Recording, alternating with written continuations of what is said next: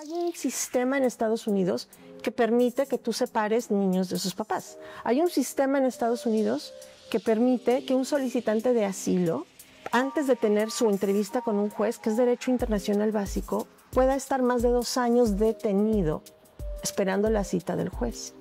Y cuando veamos al otro, entender por qué es el otro. ¿Es porque su piel es de un color distinto a mi piel?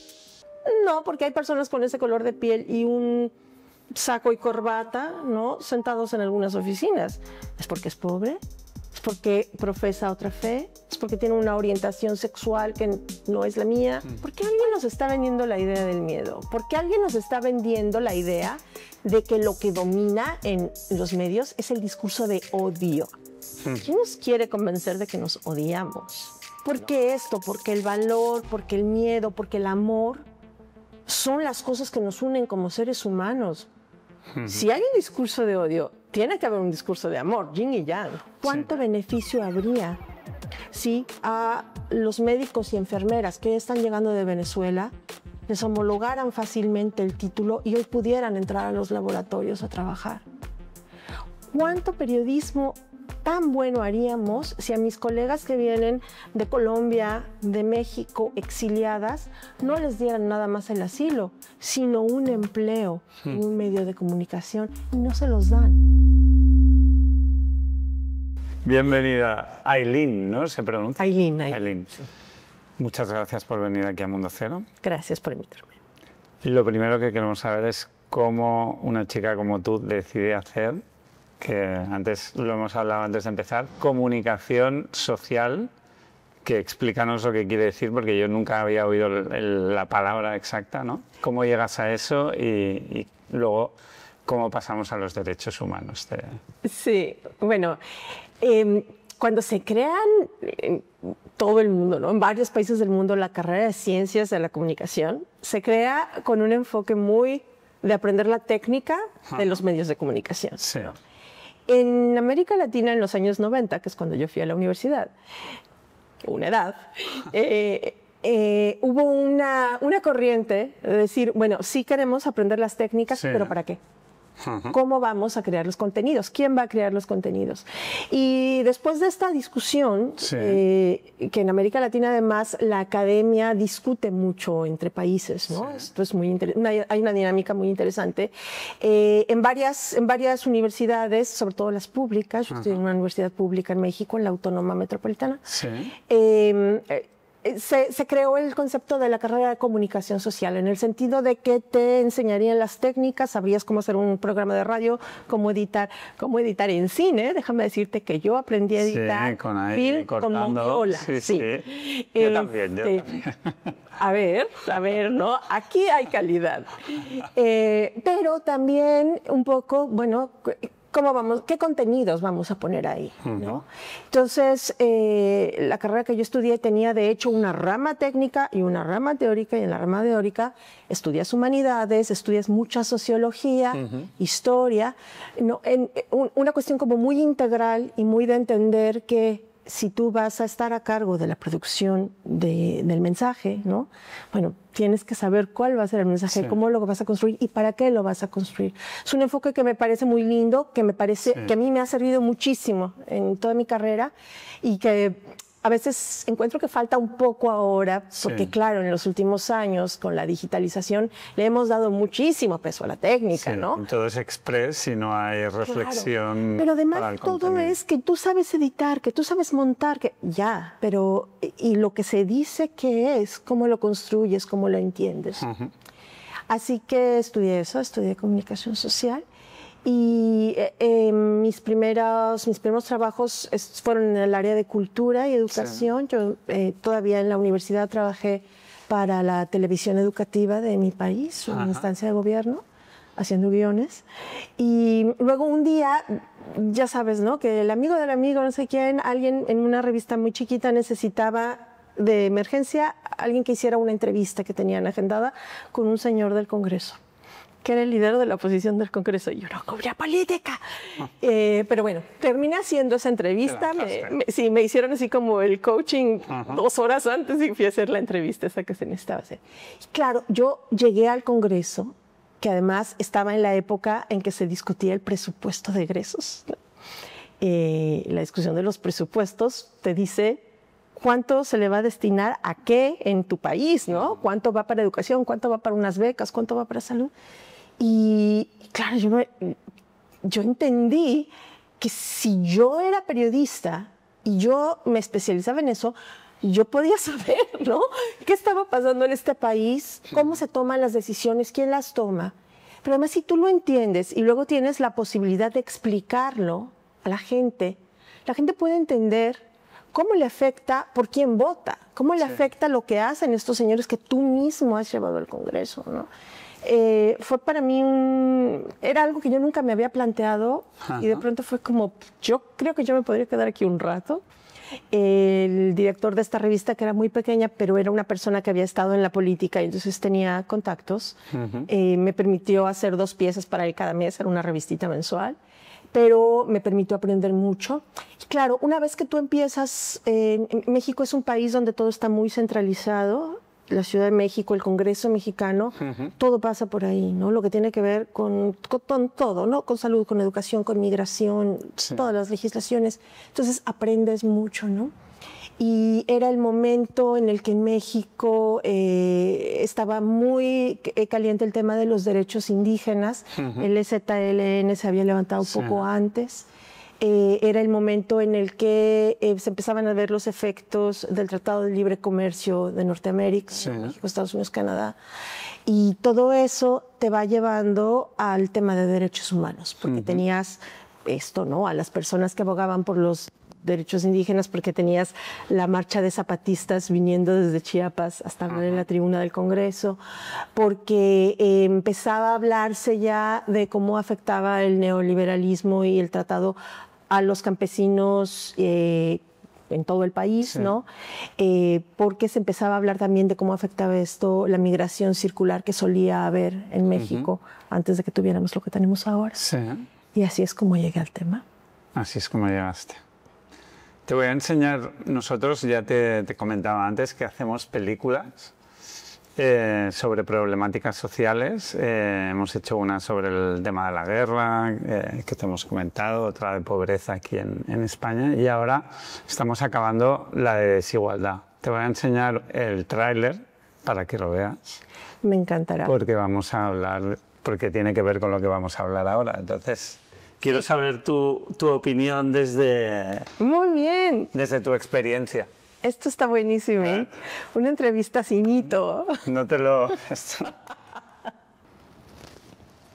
Fuerte, ¿eh? ¿Quién dirige? Dirige Román Parrado, que es un chico de Barcelona, que ha trabajado mucho. Supongo que conocerás el programa Salvados de Évole. Pues él ha sido el jefe de realización de Salvados durante un tiempo. Y hicimos esta película que nos asesoramos en su momento con Médicos Sin Fronteras.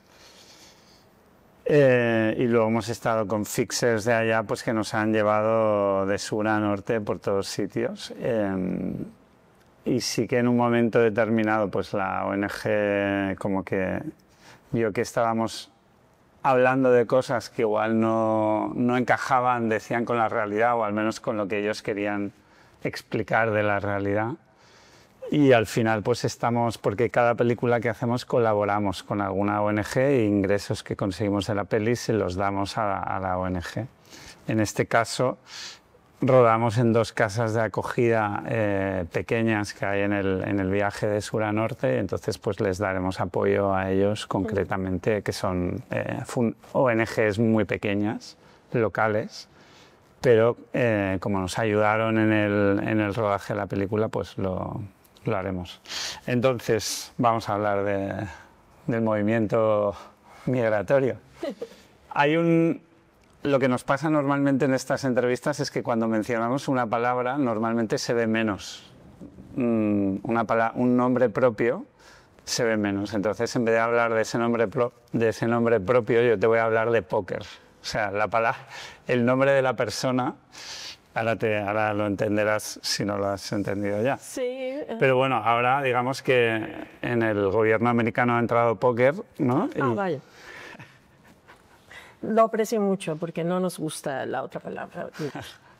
Y entonces, bueno, ya entró hace unos años con también unas promesas de hacer toda una serie de cosas en la frontera americana americana con México.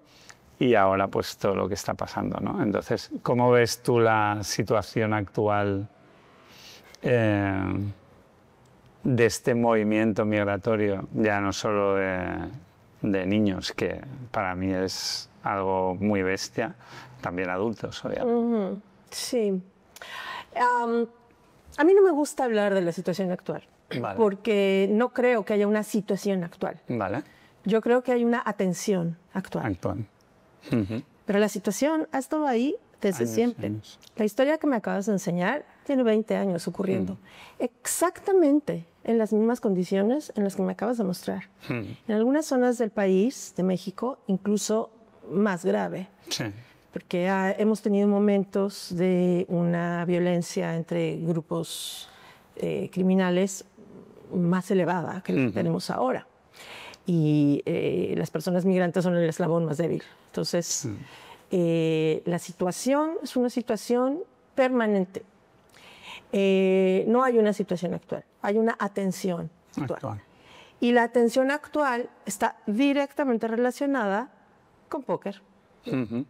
Y a mí me parece que esto ha funcionado muy bien para los medios de comunicación, para las empresas de comunicación. No sé cómo explicas la cuestión del algoritmo de manera que si decimos póker se vea menos. Estamos probando. Lo que sí sabemos es que desde la llegada de póker, desde el lanzamiento de la campaña presidencial, de la primera campaña presidencial de póker, los medios más grandes, New York Times, Washington Post, han visto crecer sus suscripciones de una manera desaforada, que les ha salvado la vida. O sea, que les ha venido bien. A las empresas de medios esto les ha venido bien. Y esa es la razón por la que se sigue hablando de eso. Esa es la razón por la que hoy, si hay un ataque en Irán, se dice que póker atacó Irán, no que Estados Unidos atacó Irán. Lo cual es ridículo. Si hoy el gobierno de España hace algo, nadie dice el póker de España hizo esto. Alguien dice España hizo esto. ¿No? Pero esta personalización es redituable, da mucho dinero. Y la forma en que esta personalización da dinero es que póker es una persona muy mala, es que encarna todos los males del imperio maléfico y malvado que es Estados Unidos, porque así nos gusta venderlo, ¿no? En el momento actual, tú no vas a escuchar que la gran mayoría de los estadounidenses no votó por esta persona. Eso no lo escuchas. Yo aquí en España, personas bien informadas me han dicho, porque la mayoría de los estadounidenses votó, aquí no le dicen estadounidenses, le dicen americanos, pero el gentilicio correcto es estadounidense, porque la mayoría de los estadounidenses votaron por esta persona. No es así. No es así. Hubo una diferencia de 4 millones de votos con respecto a la candidata Obando. Y casi la misma cantidad de personas, de hecho más de la cantidad de personas que votaron por los dos juntos, no votó. Esto quiere decir que la gran mayoría de los estadounidenses no votaron por esta persona. Y más de la mitad de ellos decidieron no votar porque no les convence la política, ¿no? Entonces, ¿qué es lo que pasa con la atención que hay hoy con respecto al tema de inmigración? Lo primero que tengo que decir es que yo tengo 20 años cubriendo migración y desde los primeros momentos casi, yo me di cuenta que para que podamos hablar del fenómeno migratorio tenemos que dejar de hablar del tránsito. Y tenemos que empezar a hablar del ciclo completo. Porque si no, no podemos entenderlo, porque si no, siempre vamos a entender la migración como ellos y nosotros. Ellos, los que vienen en el camino, los que no tienen documentos, los que son explotados, los que son violentados, los que son víctimas, los que son pobres, los que son diferentes, los que son... Y nosotros, los que recibimos, los que somos bondadosos, los que somos muy malvados, los que discriminamos, los que acogemos, los que decidimos que mejor ya no vamos a acoger. Pero siempre hay esta mirada. Si tú empiezas a ver la migración como un ciclo completo, entonces entiendes las razones que hacen que una persona deje su lugar. Y esto es muy importante. Entiendes lo que pasa en el camino, que si tú hoy vas a Google y pones migrante o migración, el 95% de los resultados te van a mostrar imágenes o relatos como el que acabo de ver. Pero lo más importante es qué pasa cuando la persona ha llegado a su lugar de destino, porque la gran mayoría de las personas llegan al lugar de destino y se insertan en una nueva sociedad. Y esas historias no las contamos, no las contamos. O sea, cuando los Andis del mundo llegan a su destino, al día siguiente no sabemos qué pasó. A lo mejor no sabemos si llegan a un CIE o si llegan a un centro para menores, ¿no? Porque a lo mejor ahí abusan de ellos. Sí. Pero cuando ya son parte de la sociedad, ¿qué pasa con estas personas? Los menores no acompañados que llegan a España, una vez que cumplen la mayoría de edad o una vez que los han acogido o los han adoptado, o sea, ¿qué pasa con ellos? No sabemos. No sabemos al día siguiente de la llegada, ¿qué comieron? ¿Dónde durmieron? ¿No? Un año después, hablan el idioma, ¿no? ¿Están yendo a la escuela o no? Tienen estrés postraumático, los andis que pasan por estas historias. Cuando llegan al país de destino, ¿qué traen en la cabeza? ¿Quién habla con ellos? ¿Quién los entiende? ¿No? ¿Quién les cura las heridas del corazón, las heridas que les ha creado un sistema del que todos somos parte, ¿no? Esas historias no se cuentan.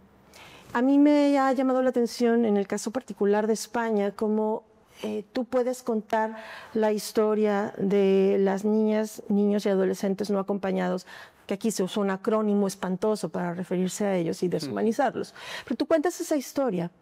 Y una vez que este niño está en una situación estable, no volvemos a saber nada de él.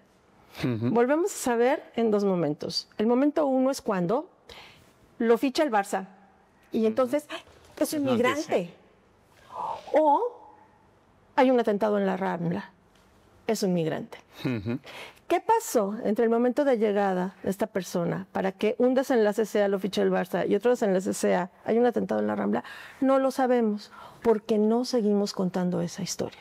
Porque no queremos entender la migración como un ciclo que nos involucra a todos, ¿no? Lo que pasa después del momento de llegada hasta desenlace A o desenlace B es responsabilidad de nosotros como sociedad de acogida.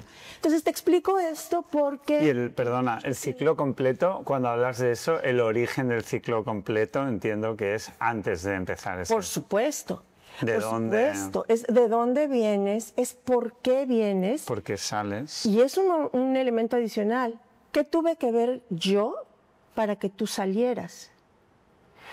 En la película, ¿de qué país viene Andy?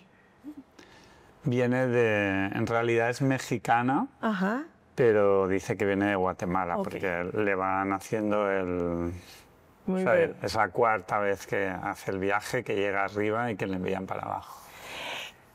Yo no sé la gente que verá esta pieza y esa pieza, que tanto sabe, por ejemplo, de qué hacen empresas como Iberdrola o como ACS en Guatemala y en México. Cuéntanos. ¿No? Las empresas con capital español, muchas, con capital europeo, que llegan a países como Guatemala, como Paraguay, como Colombia, como México, a establecer hidroeléctricas, a establecer madereras, con mucho, mucho dinero, con muchos acuerdos entre los gobiernos, con muchos acuerdos entre empresas, pero sobre todo con acuerdos entre gobiernos, para poder donde hay un río, donde hay unos campos, donde hay una vida que se ha desempeñado aquí desde muchísimos años, hace siglos. Yo instalar una hidroeléctrica o yo instalar una maderera, yo hacer talas, yo cambiarte el tipo de cultivo que haces y yo contaminarte el río, yo provocarte los deslaves, yo provocarte las sequías o provocarte las inundaciones. en pueblos que a veces ni siquiera tienen energía eléctrica, porque yo pongo una hidroeléctrica para vender esa energía a otro lado, ¿no? Que terminan por provocar el desplazamiento y la salida de esas comunidades, ¿no? Entonces, si nosotros hablamos del origen, podemos también entender cuál es nuestro rol en el origen. En el origen. Y luego podemos entender también cuál es nuestro rol en la acogida.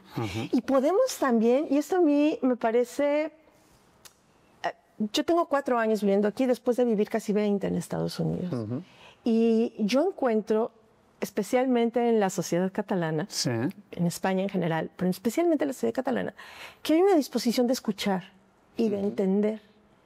Y yo trabajo mucho con gente joven, mi especialidad son las historias de inmigración de gente joven que ha pasado la mayor parte de su vida en el país de destino, ¿no? Cómo se construyen estas identidades. Y yo lo que veo es que todavía tenemos una sociedad que está muy dispuesta a escuchar, a entender y a jugar un rol para que ellos se empiece a convertir en nosotros, ¿no? Pero esto solo es posible si contamos todo este ciclo.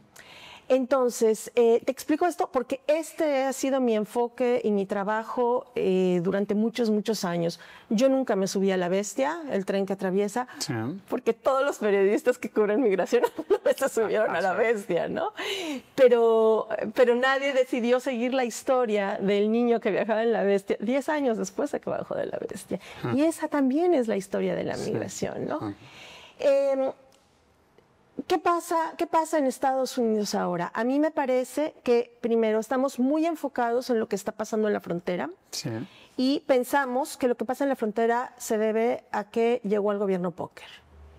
Lo que pasa en la frontera es posible que se estén realizando las cosas que se realizan en la frontera porque hay unas leyes que lo permiten. Son muy pocas las acciones ilegales cometidas en la frontera de acuerdo con las normas de Estados Unidos. Sí violan el derecho internacional, pero de acuerdo con las normas de Estados Unidos no se violan. Hay un sistema en Estados Unidos que permite que tú separes niños de sus papás. Hay un sistema en Estados Unidos que permite que un solicitante de asilo, antes de tener su entrevista con un juez, que es derecho internacional básico, pueda estar más de 2 años detenido esperando la cita del juez. Es el único país donde pasa esto, ¿no? O sea, todo esto opera de acuerdo a las leyes que ya existen en Estados Unidos desde siempre. Voy a hacer un paréntesis aquí. Ni en el periodo 1 de gobierno de Póker, ni hasta ahora, se ha cambiado ninguna ley de inmigración. Las leyes de inmigración que tienen que pasar por el Congreso no se han modificado. Todo lo que Póker ha sido capaz de hacer, sobre todo en el primer periodo, ha sido con el marco legal ya existente en Estados Unidos. Porque el problema en este país en particular no es un gobierno o no es un partido, es un sistema que está diseñado para que los cuerpos de las personas migrantes y muchos otros sean monedas de cambio y sirvan al sistema, ¿no? ¿Qué pasó? Que llegó una persona que ha hecho uso de lo que permite este sistema con una inusitada crueldad y que ha utilizado esto de manera muy, muy mediática para un beneficio personal. Y esa sí es la situación actual. Pero la situación actual tiene más que ver con cómo se está utilizando un sistema perverso que con el sistema perverso per se que existe desde hace mucho. Yo llegué a vivir a Estados Unidos en 2004 bajo el gobierno de George Bush hijo. Y cuando yo llegué a vivir a Los Ángeles, lo que vimos hace 2 semanas, estas persecuciones, casi cacerías de inmigrantes, ocurrían en la ciudad a la que yo llegué a vivir. Esta película, Los Ángeles ya la ha visto. Por eso reaccionó tan rápido como lo hemos visto también. Pasaron muchos años sin que ocurriera, pero no se modificó el marco legal que permite que esto ocurra. Y entonces ha llegado alguien que lo está utilizando de nuevo. Que vamos a utilizar esto, ¿no? Y una pregunta ahora, estaba pensando en estas empresas que dices españolas, europeas o de donde sean, que empiezan el ciclo. Ahora está muy de moda con el tema del medio ambiente, ¿no? Que dicen, no, nos cargamos X, pero como plantamos 1 millón de árboles en no sé dónde, pues el CO2 compensamos, ¿no? Estas grandes empresas, por tu experiencia, ¿sabes si están haciendo lo mismo, dándose por aludidos en este inicio de ciclo que están causando que haya personas concretas de un país que tienen que intentar pasar por todo México para irse a Estados Unidos porque les han quitado lo que tenían en su país? No, yo creo que... Eso no se está luego dando el apoyo aquí a quien llega a nivel de empresas, de decir, bueno, como yo tuve la culpa hace un tiempo y ahora han llegado aquí, al menos voy a hacer por apoyar esto, igual que planto árboles, voy a hacer esto. Eso yo creo que eso sería interesante. El problema es que no es tan directo. Hay una línea directa, por ejemplo, en el caso de Senegal, con Europa, con España, sí. ¿no? O sea, Europa ha permitido una pesca industrial en Senegal, los pescadores se han quedado sin trabajo, los cargueros de Europa se traen la pesca para acá y hay un documental bellísimo, ahora no me acuerdo el nombre, pero me acordaré, pero donde los pescadores dicen, se llevaron el pescado y yo me estoy yendo a donde se llevaron el pescado, ¿no? Sí. Hay una relación muy directa y muy clara. Sí. En el caso de España, América, no es tan clara porque las personas de Guatemala o de México no buscan migrar hacia España, buscan migrar a Estados Unidos, ¿no? Porque esa es la ruta natural, sí. esa es la... Ahora... Pero el origen es el que haya una empresa, ya sea española, europea o americana, que va a un sitio, arrasa y esa gente se queda sin lo que tenía y se tiene que ir. Le queda más cerca a Estados Unidos que coger un barco y llegar hasta España. O económicamente también conviene más, porque cuando tú llegas a Estados Unidos viniendo de un país de estos, a pesar de todo lo que tuviste que pasar y a pesar de las condiciones de explotación en las que vivas ahí, vas a ganar mucho más de lo que ganabas en tu país y mucho más de lo que se gana en algunos países europeos. Entonces, si el objetivo después es enviar dinero, es posible que... Esto es como muy complejo y no querría generalizar, ¿no? Pero lo que tenemos que entender, yo creo, sin poner específicamente país A, país B, país C contra país D, etcétera, es que vivimos en un sistema en el que el colonialismo es algo que está vivo, ¿no? Si tú vas a Google y tú pones colonialismo y le pones imágenes, las imágenes que te van a llegar son de Cristóbal Colón o algún otro conquistador o las marinas mercantes británicas llegando a África donde hay unos indígenas, ¿no? Estas son las imágenes que hay en nuestro disco duro sobre colonialismo. Bueno, eso ya pasó hace mucho y habrá quien dice disculpas y no... No, pero hay un colonialismo moderno, hay una mirada, porque el colonialismo, más que un sistema, es una forma de entender el mundo, ¿no? Hay una mirada, hay una forma de mirar que te dice quién tiene derecho a ocupar qué, quién tiene derecho a ocupar el territorio, quién tiene derecho a ocupar el espacio, quién tiene derecho a ocupar el tiempo, ¿no? Esto lo vemos todos los días, incluso en nuestras vidas cotidianas. Tú y yo hoy estamos en una oficina que es muy linda y muy luminosa y estamos ocupando este espacio en una circunstancia. Las personas que vengan aquí de noche, posiblemente a limpiar, ocupan el mismo espacio, pero lo ocupan en otro tiempo, en otras circunstancias, en otro marco económico y posiblemente lucirán distinto. Y eso también implica una mirada colonial. ¿Quién tiene el derecho a ocupar ciertos espacios de día y en horas hábiles? ¿Quién después limpiará esos espacios? Si se tiene que trabajar horas extra, ¿quiénes serán los que trabajen esas horas extra? Ayer mismo veía la noche previa, fue un festivo importante en Barcelona y hubo grandes fiestas en la playa. Y luego ayer veía que se compartían en redes las imágenes de las personas que han limpiado la playa y la playa quedó limpísima al mediodía. Y yo veía las fotos de los trabajadores y cómo lucen los trabajadores, qué fenotipo tienen los trabajadores, quiénes son las personas que han limpiado la playa donde unas horas antes la gente se fue a divertir. Todo eso tiene un sesgo colonial, todo eso es colonialismo. también. Que una persona indígena, americana o negra entre a un hotel al vestíbulo de un hotel de lujo y salga una persona a decirle en qué le puedo ayudar, porque posiblemente tú no eres la persona que tendría que ocupar este lugar. Es una anécdota que muchísimas personas que viven en Barcelona te van a compartir, ¿no? Entonces, esta misma idea, esta misma mirada de quién tiene derecho a ocupar qué, la podemos reproducir en macro, en el sistema internacional. Hay países que tienen derecho a llegar a otro país. Si tú tienes un pasaporte de cierto color, de cierto país, tú puedes viajar a todos los países sin tener que pedir permiso. Te subes a un avión, muestras tu pasaporte y entras.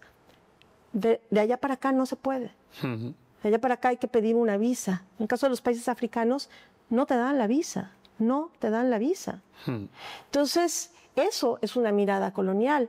Si yo tengo una gran cantidad de dinero y tú eres un gobierno latinoamericano del tercer mundo, como les dicen aquí, y yo tengo una gran cantidad de dinero y yo te puedo ofrecer que te voy a hacer una inversión en esto, en esto, en esto, para que tú me dejes ocupar este río, esta laguna, este campo, para que tú me dejes cambiar el tipo de cultivo, porque ahora yo lo que necesito es soja en vez de maíz que tú cultivas, ¿no?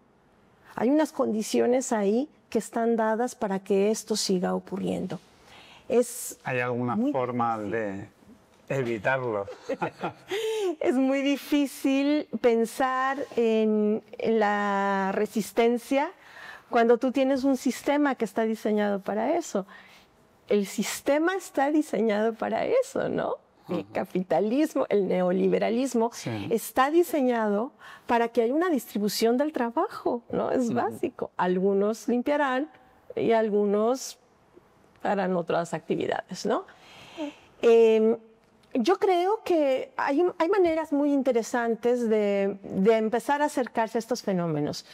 Para quienes viven en Europa, yo creo que, y sobre todo en España, porque en España existe la ventaja del idioma, ¿no? Es muy fácil acercarse a los movimientos de resistencia en América Latina que nos ayudan a ampliar la mirada y entender, ¿no? Cuando tú ves las resistencias indígenas medioambientales en Colombia, en Paraguay, en Honduras, en Guatemala, en México, y además, atención, la mayoría de estas activistas son mujeres. Eso también te dice cosas, ¿no? Y a muchas las están matando.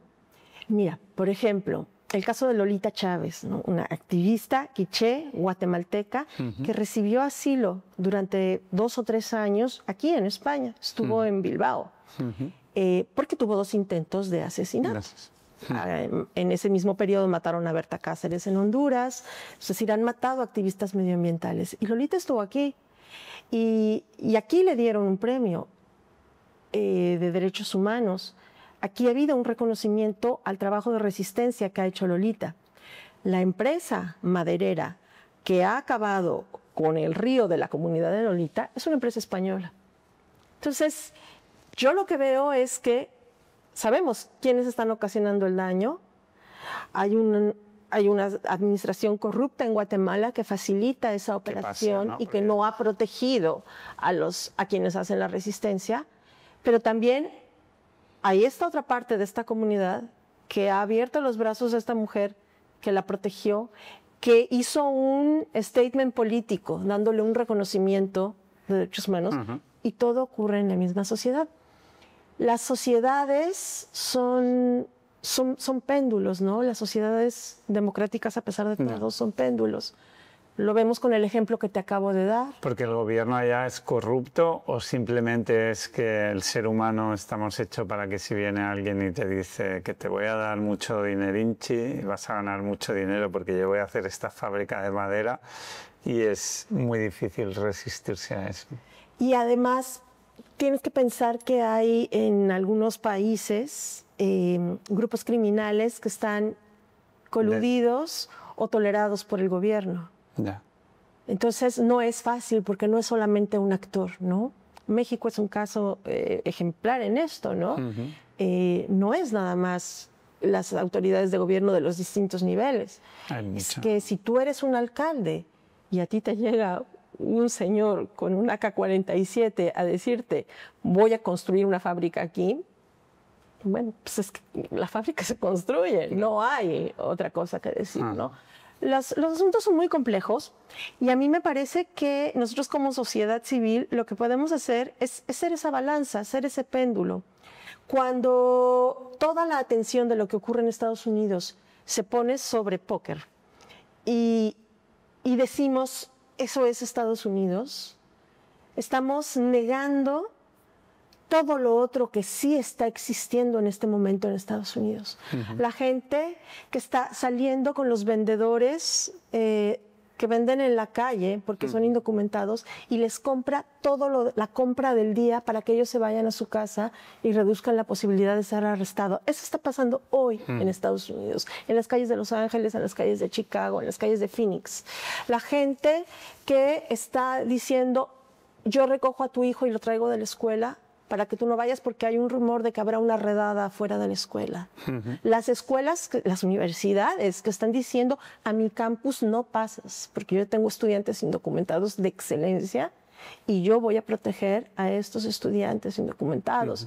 Las mujeres que están poniendo el cuerpo para proteger los cierres de las clínicas de salud reproductiva en los estados donde se quiere prohibir esto. Las bibliotecarias que están diciendo, yo voy a poner una bibliotequita afuera en la calle con los libros que me están diciendo que no deben estar en esta biblioteca. Todos los días en ese país hay unos actos de resistencia que son conmovedores, que son potentes y que llevan muchos años ocurriendo. Con George Bush, con el que siguió, con Obama, el presidente que más deportaciones ha realizado en la historia de Estados Unidos, que no se nos olvide. Y eso no lo reportaba. No se vende. No es un hombre muy malo él, el otro sí es muy malo, ¿no? A mí me parece que como sociedad civil lo que tenemos que hacer es encontrar un sitio, en estos sitios que resisten y que arropan, para poder hacer el pedacito que nos toca, entender qué ocurre, construir y cuando veamos al otro, entender por qué es el otro. ¿Es porque su piel es de un color distinto a mi piel? No, porque hay personas con ese color de piel y un saco y corbata, ¿no?, sentados en algunas oficinas. ¿Es porque es pobre? ¿Es porque profesa otra fe? ¿Es porque tiene una orientación sexual que no es la mía? ¿Cuál es la razón que nos lleva a considerar que el otro es el otro? Y yo he encontrado que, esto es como hasta terapéutica, ¿no?, que veas a tu alrededor a los otros, ¿no? Y te das cuenta de que tú no tienes miedo. Tú no tienes miedo de las personas del Bazar Oriental. Tú no tienes miedo de las personas de nacionalidad india o pakistaní que atienden en la tiendita donde compras tus Coca-Colas, perdón por la marca. Tú no tienes miedo de tu círculo inmediato, aunque sean el otro. Pero luego te dicen que hay vienen unos otros y que tienes que tener miedo. ¿A quién le conviene que le tengamos miedo al otro? ¿A quién le conviene? ¿Qué ganan ellos y qué perdemos nosotros cuando desconfiamos de nuestros vecinos, cuando desconfiamos de la gente? El apagón que hubo en España, a mí me parece de una belleza casi poética para ilustrar esto. Lo primero es que todos corrimos a los bazares orientales a comprar pilas y a comprar cosas, ¿no? Luego, posiblemente el restaurante donde tú normalmente comes no podía venderte nada porque operaba, ¿no? Pero el del kebab sí te aceptaba dinero en efectivo, ¿no? Es decir, empezamos a ver, y claro, y todos empezamos a preguntarnos dónde estaba el vecino, ¿no? Y nuestros vecindarios son diversos. Entonces, esa fue una prueba de que nosotros no nos tenemos miedo entre nosotros. ¿Por qué alguien nos está vendiendo la idea del miedo? ¿Por qué alguien nos está vendiendo la idea de que lo que domina en los medios es el discurso de odio? ¿Quién nos quiere convencer de que nos odiamos, ¿no? Yo creo que como ciudadanos podemos empezar a hacernos estas preguntas y a cuestionar, ¿no? Cuando nos digan algo, nosotros podemos cuestionar. Es muy difícil... ¿Qué crees que se gana con eso? Bueno, yo creo que es muy... La historia nos muestra, ¿no?, que esta frase cliché de divide y vencerás es efectiva, ¿no? La división, la atomización de la sociedad permite la manipulación de la sociedad, ¿no? Si yo te digo que la persona que acaba de llegar va a ocupar tu casa, además de que te convenzo de que compres una alarma, ¿no? para tu casa, para que no te la ocupen, también lo que hago es que evito que tú crees redes, porque las resistencias se logran con redes. En Barcelona acaba de haber el caso muy, muy sonado mediáticamente de la Casa Orsola, ¿no? Este edificio que se buscaba que los vecinos dejaran de vivir ahí para convertirlo en otro tipo de producto inmobiliario. Y hubo una red vecinal y después sobre ella una red de solidaridad, una red activista muy fuerte que forzó al gobierno a tomar una acción para evitar el desalojo de estas personas. ¿Por qué se logró ese? ¿Cómo se logran los desalojos menos mediáticos en la avenida Meridiana de Barcelona o en el barrio de Sants de Barcelona, donde también las redes de vecinos dicen a esta persona no la vas a sacar de su casa? ¿Cómo se logra? Pues haciendo esta red, confiando entre nosotros, confiando en nosotros, confiando en tu vecino, ¿no? Bueno, lo que posiblemente se busca desde el poder es que no tengamos esos vínculos de confianza, o que tengamos esos vínculos de confianza solo con ciertas personas y no con otras. Y de esa manera podemos desviar la atención. El discurso que estamos viendo en Estados Unidos, que hace énfasis en la alteridad, en el otro, y en marcar muy claramente quién es el otro, tiene ese objetivo. Tiene el objetivo de que en comunidades, voy a poner el ejemplo de Los Ángeles porque es donde vimos unas acciones muy violentas, donde durante décadas personas de distintos orígenes han interactuado, ¿no? Tiene el objetivo de que se empiece a crear desconfianza, se empiece a crear miedo, que la gente no salga a las calles, porque en las calles es donde la gente se une y habla y se conoce e interactúa, ¿no? Yo creo que todos tenemos muy claro que en los países donde ha habido las dictaduras más feroces, lo que ha imperado es el miedo al otro. Y el miedo al otro ha hecho que las personas dejen de hablar entre sí, dejen de confiar en ellas, dejen de crear redes, ¿no? Bueno, yo pienso que el caso particular de España, y yo vivo en la ciudad de Barcelona por elección, la ciudad de Barcelona es un lugar donde es más difícil que ocurra eso, ¿no? No permitamos eso. Hay gente que me pregunta si el periodismo puede cambiar el mundo, ¿no? El periodismo no puede cambiar el mundo. El periodismo te puede dar herramientas para que las personas empiecen a cambiar el mundo, empiecen a actuar para cambiar el mundo. Pero incluso si esta información, si estas acciones solidarias no cambian el mundo, lo que sí pueden hacer es no cambiarnos a nosotros. Y en este momento me parece el reto más importante y el logro más importante, no lograr que estas dinámicas de odio, de división, cambien nuestra forma de ver, nos cambien a nosotros, ¿no?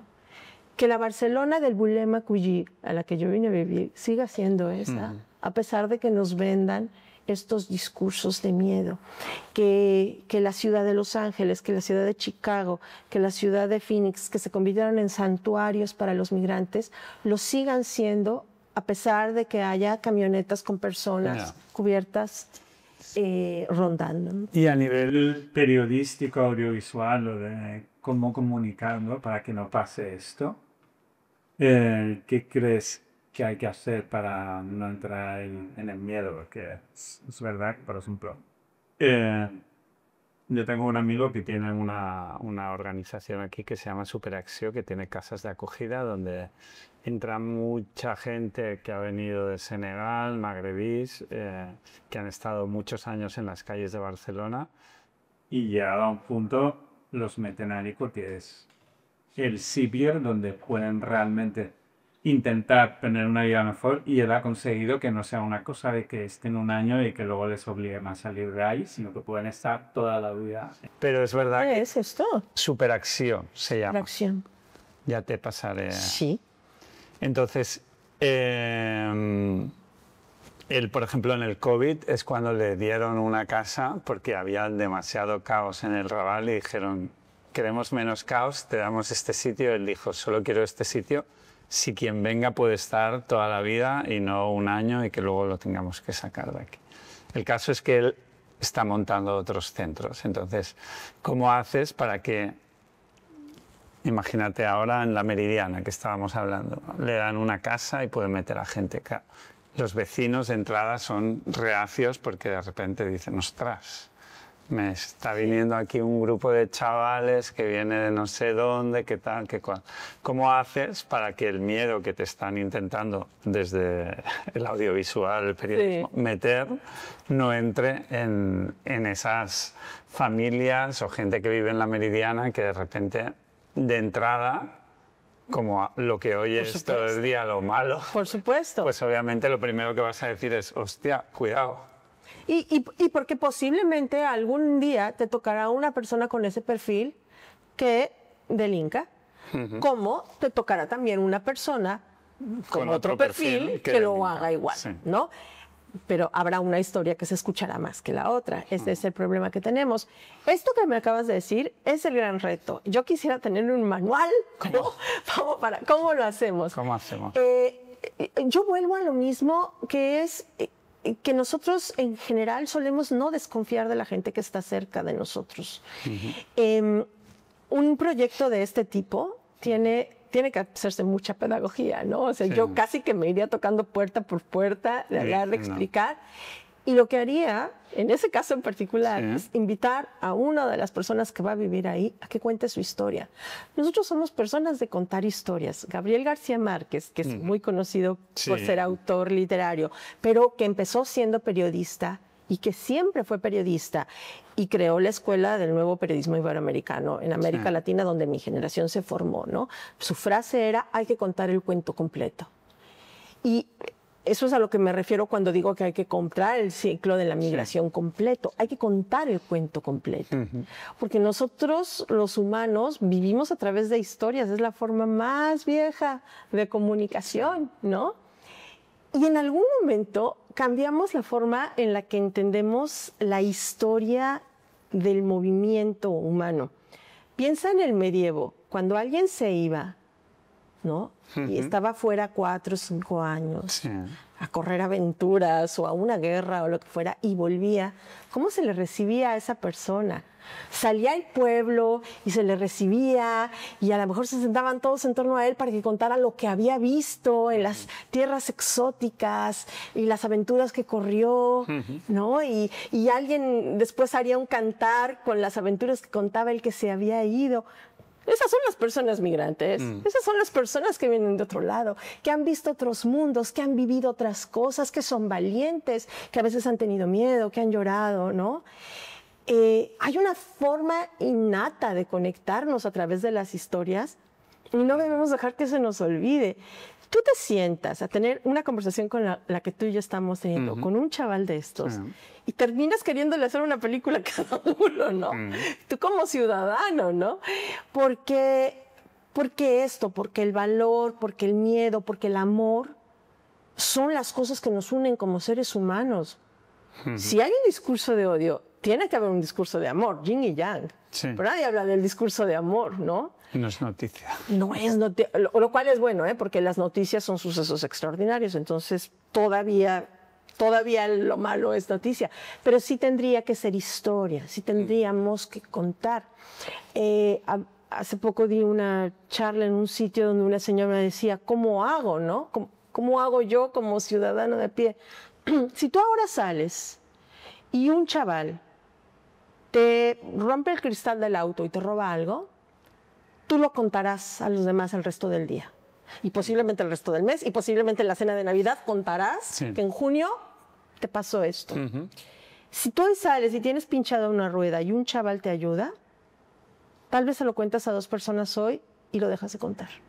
Y el chaval puede ser el mismo fenotipo, el mismo origen, pero cuando tú recibas un gesto amable de una persona que está pintada como el otro, posiblemente lo tomarás por sentado y lo aceptarás y no lo contarás. Cuando recibas un gesto violento o un gesto negativo, sí lo contamos, ¿no? Tendemos a hacer esto. Y yo siempre pienso, alguien que está pintado como el otro, ¿ha hecho algo amable o agradable por ti o por los tuyos o por tu comunidad? Las personas que viven en Barcelona, si salen a caminar por el Eixample al mediodía, un día hábil, se van a encontrar esta imagen. Personas muy mayores que salen a tomar el sol, a caminar, sí, acompañadas por personas jóvenes o maduras, la mayoría de las veces mujeres, peruanas, colombianas, ¿no? Guatemaltecas, cuidando y paseando a esta persona. Esa es una imagen muy común y a mí me conmueve mucho que desde que llegué yo la veo y la noto. Y como conozco los acentos de estas mujeres, escucho cómo le van hablando a la señora, ¿no? Hombre, cuéntale a alguien que hay una señora peruana que cuida a tu madre y la saca a tomar el sol todos los días a las 12. Cuéntalo, cuéntalo. Esa es una forma de ayudar a que el otro deje de ser el otro y sea nosotros. Ayer, que fue un festivo en Barcelona, todo estaba cerrado.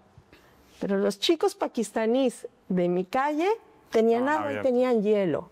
Y hoy te lo cuento yo a ti y espero que lo escuche mucha gente. Estaban ahí trabajando para nosotros, los vecinos, que necesitábamos agua y necesitábamos hielo.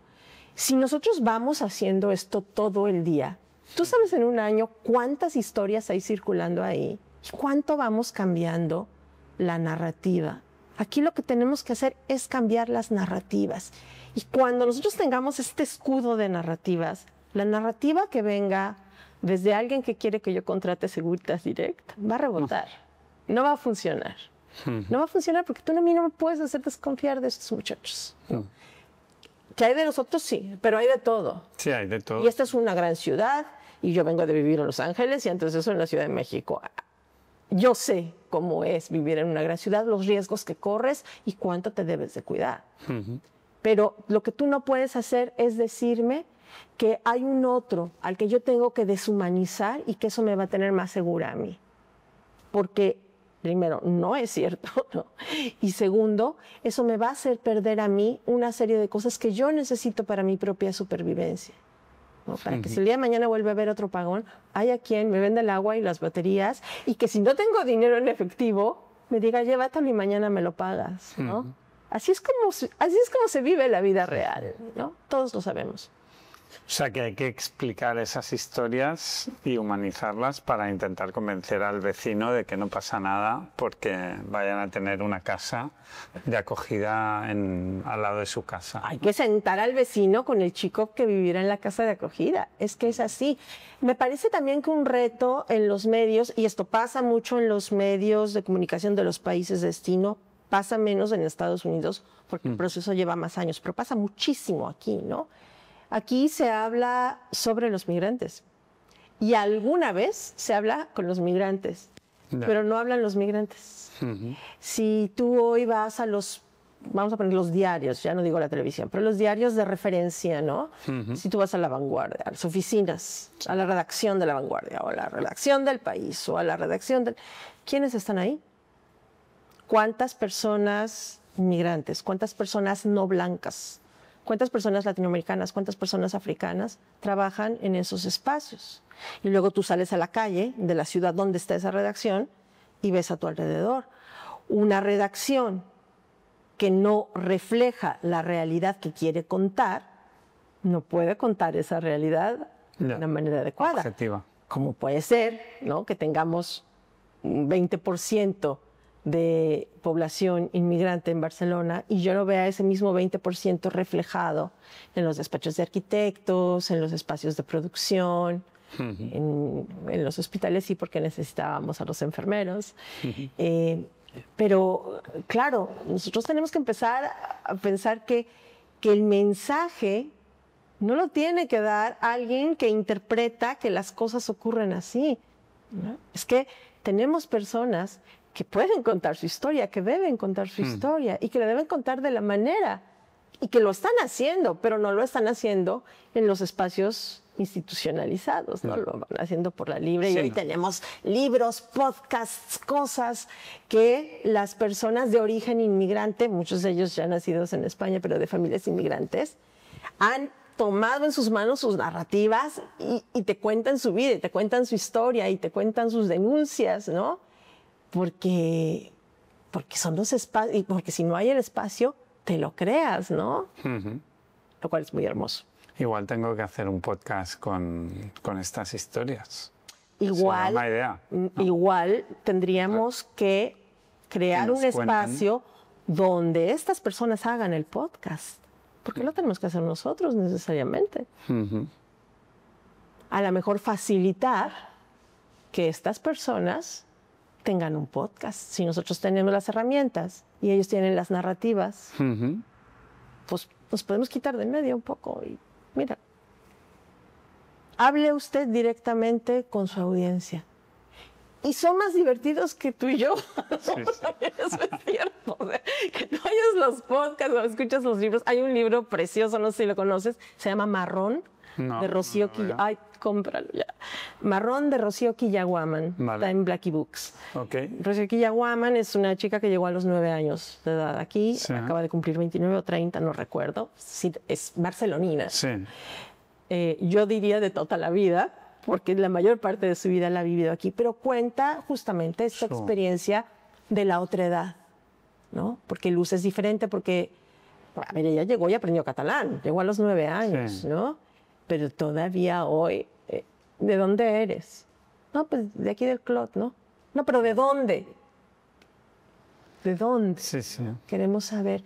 Entonces, pienso que las historias siguen funcionando, que el periodismo tiene que seguir echando mano de los recursos narrativos que interpelan al ser humano desde el inicio de los tiempos, y que también tenemos que empezar a pensar cuán diversos son nuestros espacios, informativos o no informativos, ¿no? Y si no hay una representación diversa de la sociedad, si tú te subes al bus y te subes al metro y tú ves que hay un tipo de sociedad, y tú llegas a cualquier otro espacio y ahí no hay lo mismo, algo está mal con el otro espacio. Algo falta ahí, ¿no? Y si estos espacios son medios de comunicación, ahí es donde tenemos el problema. Fíjate que en Estados Unidos, porque ha habido un proceso más largo, sí que estamos muy lejos todavía, muy, muy lejos, pero sí que hay una diversidad que además no es cuota, ¿no? Porque acá lo que pasa es que te dicen, pero sí hay una reportera negra en TV3, ¿no? Gracias por tener una reportera negra, hombre. No, lo que queremos, ¿no? Es narrativas de realidades que sea quien las conozca, quien las comparte. Y que si estás contando una historia de un niño o niña o niñe que ha cruzado la frontera, hay alguien que te diga, yo estuve ahí y eso no es así, ¿no?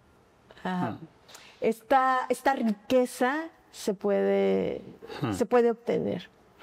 Te quiero contar un ejemplo que suelo echar mano de él porque me parece que es de lo más claro. En Estados Unidos es muy difícil ir sin visa. O sea, si tú tienes un pasaporte que te permite entrar sin visa, como los europeos, pues entras y todo muy bien.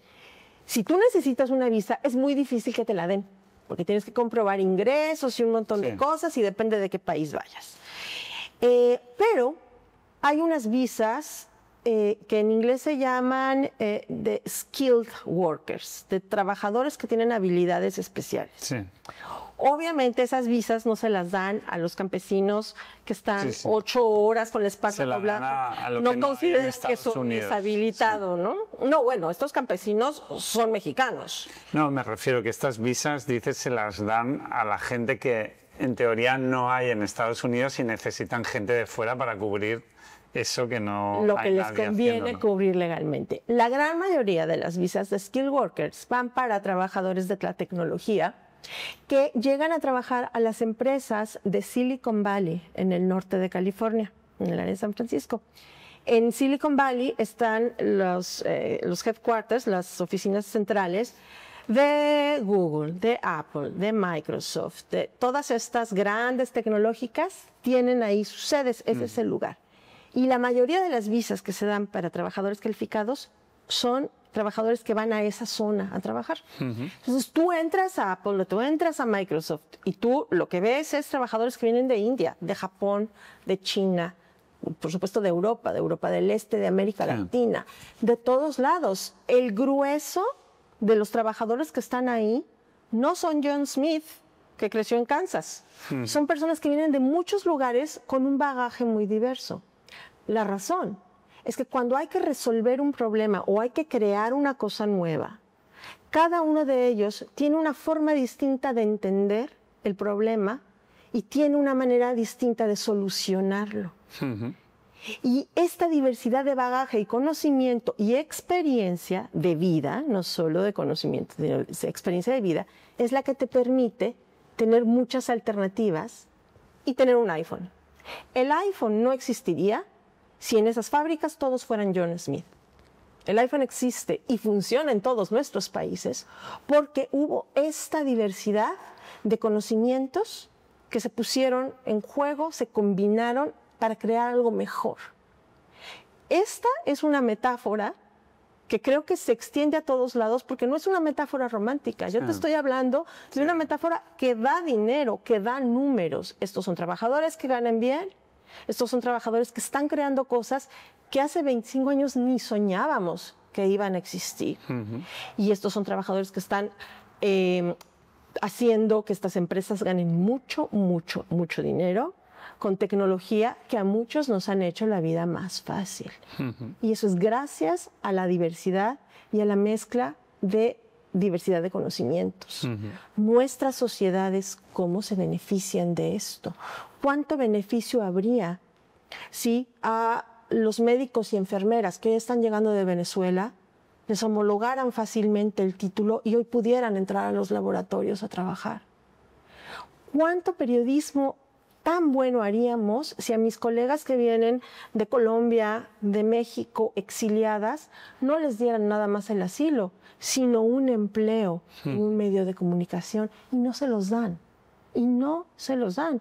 No tienes a la periodista colombiana que tuvo que salir de Colombia porque investigó un caso de corrupción y mataron al otro autor y ella tuvo que salir corriendo. O sea, ese nivel de periodista, hoy tú la tienes viviendo en Madrid, dando charlas de cómo es ser perseguido en Colombia, pero no hay un medio de comunicación que la contrate como periodista. ¿Se puede saber quién es? Digo, por... Andrea Aldana. Te estoy hablando específicamente de Andrea Aldana. Por eso. Pero está Luciana Pecker, que fue perseguida en Argentina y está en Madrid también buscando empleo. Y tengo aquí a Valeria, ahora no me acuerdo su nombre, pero ella salió de El Salvador y vive aquí en Barcelona y tampoco ha encontrado empleo en una redacción. O sea, lo que estás teniendo son mujeres, y Reinaide, que vino de México y estuvo con la Taula Permex 6 meses aquí y tuvo que volver, ¿no? ¿Por qué no estamos teniendo espacio para gente cuya valentía y cuyo valor profesional reconocemos, pero decidimos que no van a trabajar aquí, ¿no? Y eso pasa con los abogados, y eso pasa con los psicólogos. ¿Por qué tienes que tener psicólogas que han trabajado con niños indígenas en Perú limpiando mesas en un bar, ¿no? Nosotros tenemos que pensar a la Silicon Valley, ¿no? Mientras más diversidad de experiencia y conocimiento tengas, mejor resuelves los problemas. Y el problema puede ser cómo cambio la narrativa de un joven que acaba de llegar, pero también puede ser cómo cambio la forma en que este virus se desarrolla o no. ¿Crees que para evitar cargarnos los ríos y que la gente se tenga que mover de su casa, parte va por el decrecimiento económico o por la evolución del capitalismo hacia otro lugar que aún no sabemos cuál es? O igual hay gente que sí que ya lo está desarrollando, pero poca gente lo quiere escuchar porque... Vamos a ponernos hippies. Tenemos el... ¿Cómo vamos de tiempo? Venga. Yo hablo un montón, ya viste, ¿eh? Yo creo que sí, sin duda, ¿no? No lo digo yo, lo dice el calentamiento, lo dicen los 35 grados en junio que estamos teniendo en Barcelona. Hay un movimiento, ¿no? E incluso yo siento que en España, y particular en Barcelona, últimamente hay una receptividad al tema. Esta exposición que hubo en el CCCB sobre la Amazonía, a mí me pareció una cosa fantástica. Ojalá todo el mundo hubiera ido a verlo, ¿no? Y a escuchar a las personas, a los líderes indígenas, explicar cómo les está afectando, no solamente en términos de medio ambiente, la hidroeléctrica que se cuenta ahí, sino también en términos de cultura con sus jóvenes, la llegada de ciertas personas, ¿no? Llegan trabajadores con ciertos hábitos, sí, cooptan a los jóvenes. Es decir, hay ahí una explicación muy gráfica de cómo un pequeño ecosistema que resulta que es el pulmón del mundo, también está viéndose alterado por este tipo de operaciones.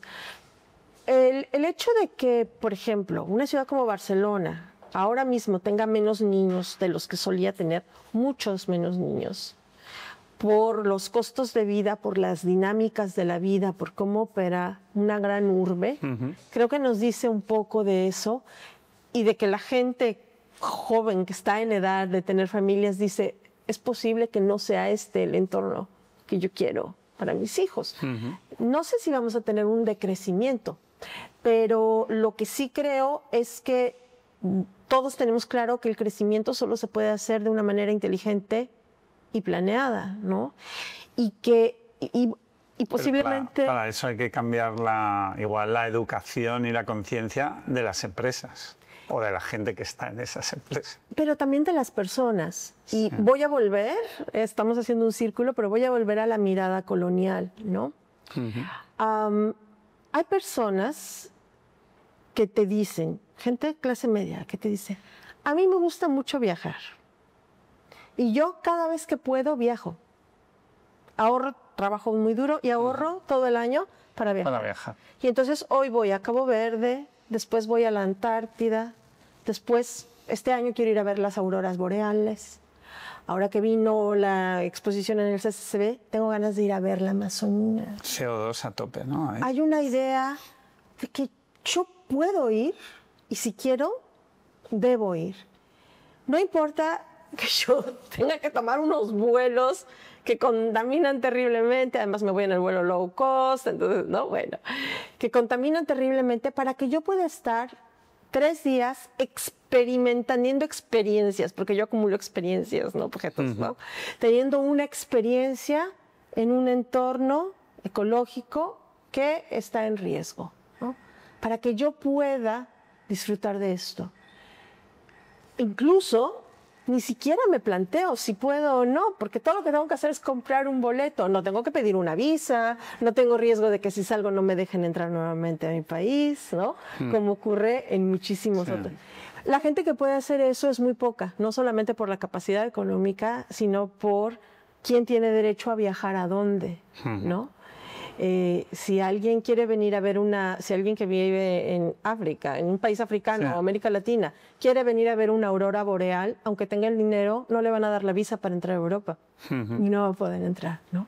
Entonces, quienes sí tienen esta posibilidad, sienten que tienen el derecho de hacerlo, porque pueden, sin cuestionarse cuál es la huella que van dejando en todos estos entornos. No solamente la huella ecológica, ¿no? Sino la huella económica, la huella cultural incluso, ¿no? Eso es muy difícil, porque quien está acostumbrado a que puede hacerlo todo, no quiere dejar de hacer nada, ¿no? ¿Qué quieres ser de mayor? Ahora mismo, una señora que tiene una casita en La Garrocha y cría cabritas. Muy bien, está bien. No, a mí me gusta mucho dar clases, yo disfruto mucho dar clases.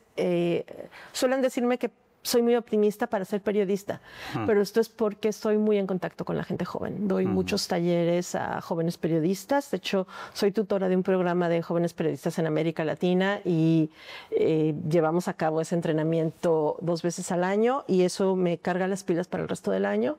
Y aquí ahora en Barcelona doy clases en la Autónoma. Y a mí me parece que a estas alturas y con mi experiencia, esa es una forma un poco de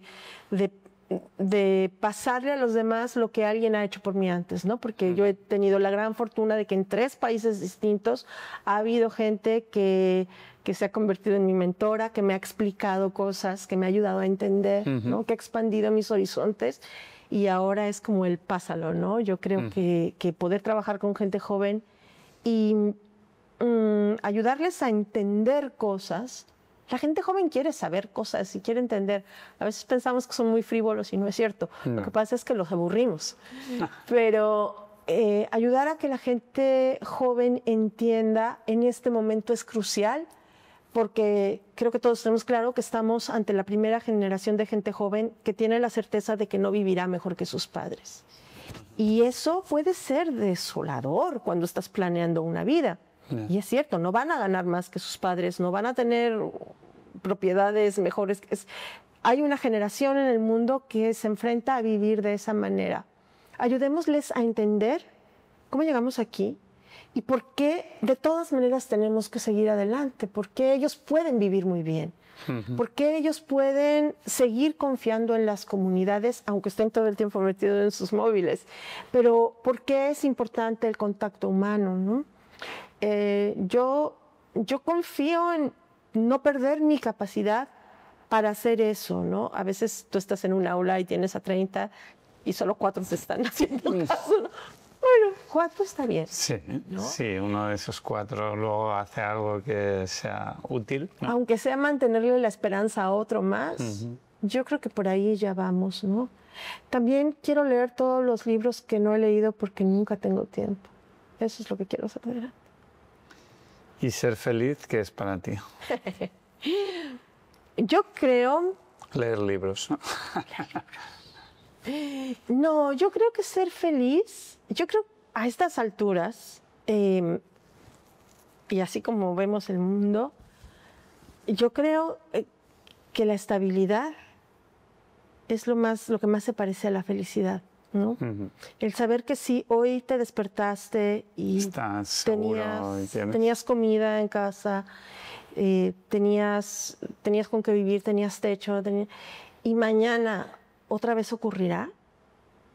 Yo creo que eso es lo más parecido, ¿no? Vivimos en una época de mucha incerteza y yo hoy encuentro claro, eso también es porque uno llega a una edad, ¿eh? Porque cuando eres joven lo que quieres es golpes de adrenalina. No, yo ya... Ya está bien, no, ya. Que no me golpee la adrenalina. No, yo creo que la felicidad se parece mucho a la estabilidad, ¿no? A tener la certeza de que vas a estar suficientemente bien como para poder ayudar a otros a que también estén bien, ¿no? Que podemos ir construyendo.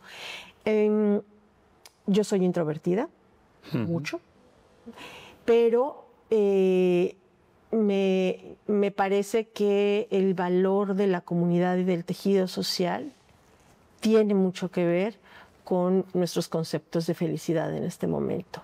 Quien no se sienta parte de un tejido social, me parece que difícilmente puede sentir que está siendo feliz. Así que construyamos tejidos sociales ricos, ¿no? Redes y hablémonos unos a otros. Yo creo que por ahí es. ¿Y después de la muerte? ¿Hay algo para ti o no? Ese es un tema que es interesante para mí. No en lo personal, pero yo creo que como humanidad lo que tiene que quedar después de la muerte es la memoria. Sí creo que tenemos que estar muy conscientes de quién vino antes de nosotros, ¿no? y de preservar la memoria de esas personas. El caso del feminismo, por ejemplo, yo creo que es muy, muy importante. Hay muchas mujeres que hace muy poco tiempo, 30, 40 años, pusieron el cuerpo y algunas la vida para que las mujeres de hoy puedan tener algunas garantías. Yo veo que hay chicas jóvenes feministas con mucha energía, ¿no? Con muchas ganas, que a veces no ven para atrás y no saben lo difícil que fue para las mujeres que lograron cosas en una época en que no había redes sociales, en que no había una ley de género que te protegiera, que en algunos de los países más desarrollados, si tú te divorciabas, tú no te podías quedar con ningún capital, ¿no? Que todavía hasta hace poco en países como España o Estados Unidos, una mujer no era dueña de su propiedad si no tenía un marido. Es decir, esto fue ayer, ¿no? Cuando todas esas mujeres hayan muerto o algunas de las que ya murieron, yo creo que lo que tiene que quedar es que los vivos conserven la memoria y recordemos cuánto nos ha costado llegar a donde hemos llegado, porque tomamos por sentadas algunas cosas y las libertades se pierden y la protección a los derechos humanos y a los derechos civiles se pierden. Memoria, mucha. Yo creo que eso es lo que tiene que quedar después de la muerte para que los vivos sigan bien vivos, ¿no? Sí. Muchas gracias, Aylin. Muchas gracias a ti. ¿Cómo hablo? Ya me mareé. Todo bien, muy interesante y con muchas ideas tengo para hacer cosas. Bueno, ahora a ver cómo queda. Te invitaremos a no esta peli que te he enseñado, pero otra que estamos rodando ahora que se llama Viaje al País de los Blancos. No sé si conoces. ¿El libro? Ousmane Sí, claro. Omar. Sí, Pues estamos haciendo la peli de su vida. Que muy es bien. Desde el Muy origen bien. hasta... Esto es a lo que me refiero. O sea, estamos Este en ello. origen es aquí y es además como él ha sido capaz de regresar. Y esa es la historia que se cuenta en torno al fuego en la Plaza del Pueblo. Pues se verá en los... Me alegra muchísimo, ¿no? También quiero ver la Andy terminada. Claro, sí, te diré. Durante 6 años, fui directora de contenido del Congreso de Periodismo de Migraciones. El único Congreso de Periodismo de Migraciones en el mundo se hace aquí en España, en la ciudad de Mérida. Lo organiza Fundación Por Causa en Madrid. Okay. Y un tema que hemos tocado desde el día 1, te lo quería comentar, es la idea esta del fixer, ¿no? Sí. Porque la figura del fixer también obedece a una mirada colonial, Ya. ¿no? Es decir, yo tengo unos recursos que me permiten pagarte a ti para que tú hagas un trabajo por mí y el director soy yo, el productor soy yo, o en el caso de los periodistas, el artículo lo firmo yo y tú fuiste mi fixer. En México y en otros países de América Latina, el fixer suele ser, en el caso de los periodistas, un periodista súper experimentado, con muchos contactos, que te deja todo planchadito para que llegue el chaval del New York Times, haga sus entrevistas, luego ya se va, deja un mierdero acá, ¿no? Porque entrevista a un narco, entrevista a no sé quién, ¿verdad? Y se regresa a Nueva York, paga muy bien comparado con lo que gana habitualmente este colega, y luego gana el Pulitzer. Cuando tú dices, no, ¿por qué mejor no hacemos una coautoría? ¿Por qué no firmamos los dos? Se parece a la inteligencia artificial. ¿Por qué no hacemos una coproducción? Hay productoras en México que trabajan en campo, ¿no? En Chiapas, en Veracruz. Entonces, en el Congreso, desde el día 1, hemos machacado, eliminemos no solo la palabra que es odiosa, sino el concepto fixer, y empecemos a pensar en coproducción. Vamos a coproducir, vamos a coautorar, vamos a colaborar. Y hemos tenido experiencias muy chulas. Una de ellas, por ejemplo, acaba de salir ahora, la encuentras en 5W, sí, que Ana Suriñas y Maribel Iscue se asociaron con los compas de Bainana, que son estos periodistas sirios que están en Madrid. Sí.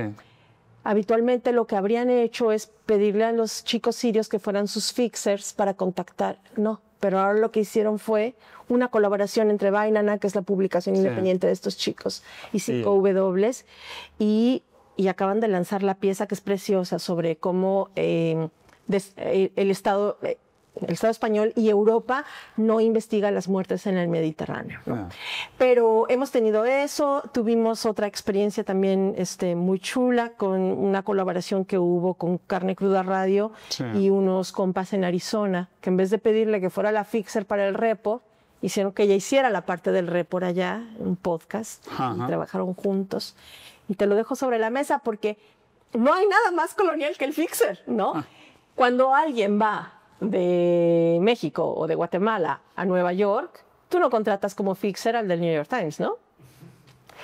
Eso es mirada colonial. Que el del New York Times sí sienta que puede contratar al del Universal de México para que le fixeree, pero que al revés no se pueda, ¿no? Muy bien. Pues thank you very much. Muchas gracias a usted. A ver qué será de...